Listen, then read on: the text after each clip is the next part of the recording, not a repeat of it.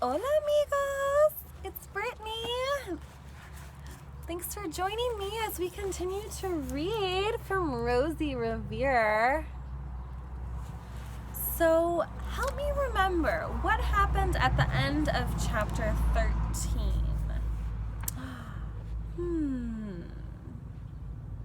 That's right. Rosie was smiling. So happy that she had just finished the Paint-A-Palooza 3. She also heard that clipping sound. Or she didn't hear that clipping sound. That's right. But there was that clipping sound happening in the background as the band played. Interesting. Thanks for reminding me. Okay, we're going to start chapter 14. And that is on page 81. At 9 o'clock the next morning, Ada and Iggy showed up at Rosie's. They loaded the wagon and covered it with a sheet. Then they headed to the Blue River Creek Library.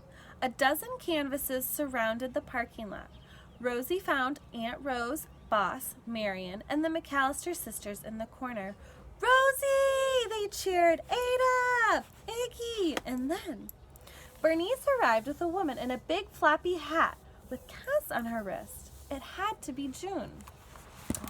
Here we go. Here's how valves work. The top one says, "Can't move back." And the bottom part says, "A little trap door." And then this picture says the little trap door's on top and it pushes the paint forward.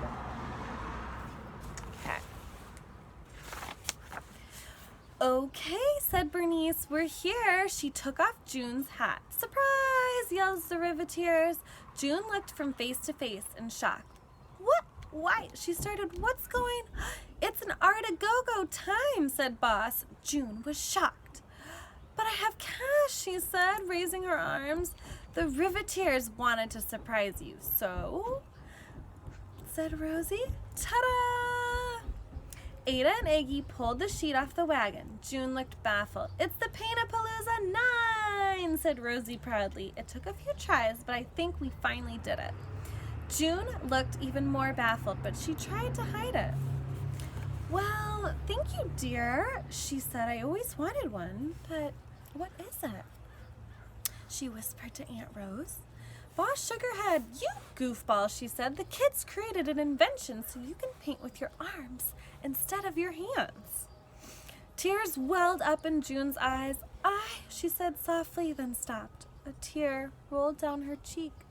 "Oh, you Riveteer," she said, "you are the best." "And you three," she said to Rosie and her friends, "I don't even know what..."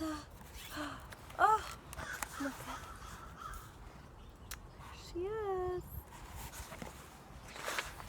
Her voice trailed off as she choked back the tears. Boss cleared her throat loudly. "Enough of that mushy stuff," she said with a sniffle. "You know I'm allergic to crying. It makes my eyes water." June and the Riveteers burst into laughter. Then suddenly, squeak! A sharp squeal blasted over the loudspeaker. "Attention," said the librarian. "Are you ready for an Art-A-Go-Go?" "Go! Go!" The crowd cheered. June dried her eyes with her sleeve and smiled. "Yes, I am," she said. She smiled at Rosie, Ada, and Iggy. "Thanks to you," she said, the librarian announced, "this year's theme for the Art-A-Go-Go competition is home." She blew the whistle again, and it was time to go-go. Here they are.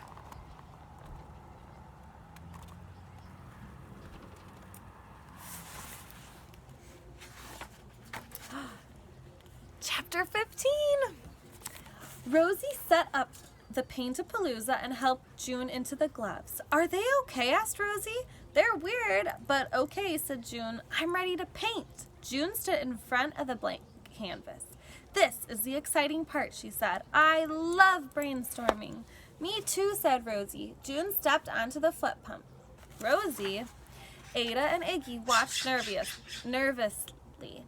The riveters held their breath.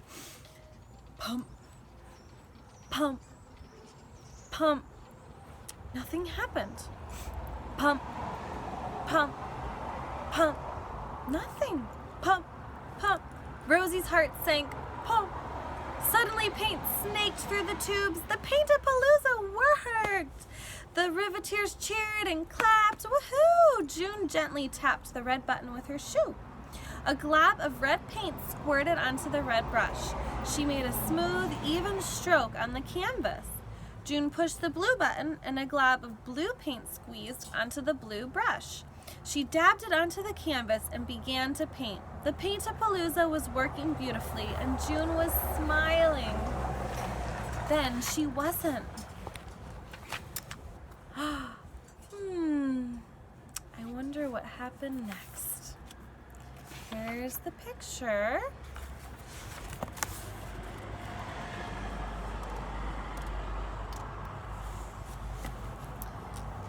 Well, they leave us in suspense. That's the end of chapter 15.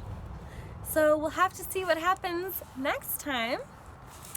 But for now, friends, put your finger on your shoulder as you begin to think about what your next work will be. I'll see you all later. Hasta luego.